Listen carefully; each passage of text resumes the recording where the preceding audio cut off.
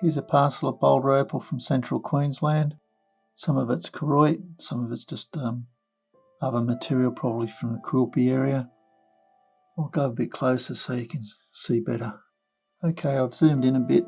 The rule's in millimetres and the material's wetted. The white that you can see, like in that piece, is the reflection of the lights. Just do some of the Quilpie material first. This is just being sold as practice material. A piece like that, you can just grind it into a shape on that side, make it into a pendant. If you wanted to, this is just a bit of almost potch. Seam through here, it might split in half.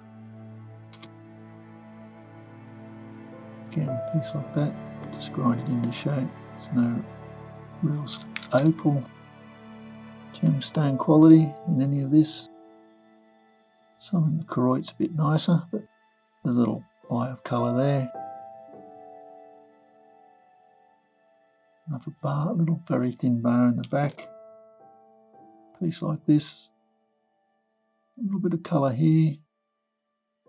And this goes down to there, and quite often that's where you get the opal forming in these cracks.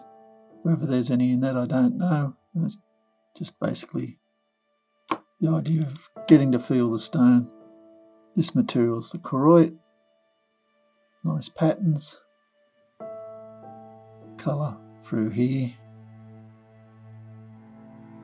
So if you wanted to grind this piece off, end up with a bit more of a full opal face, then you've got enough space left down here to cut three slices, get various patterns to make.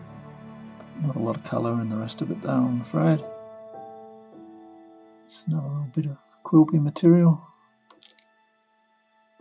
Back to Koroit, this probably won't polish, it's generally fairly soft, this material. This is a pretty little stone. Cut a little stone out of there. And this piece is quite nice. Some purple colours up the top here, down the bottom. You can see the colour runs through here like that, and over this side where it's been sliced on the bottom side of it. Just shape that up, make a nice pendant. I hope you've enjoyed. Cheers.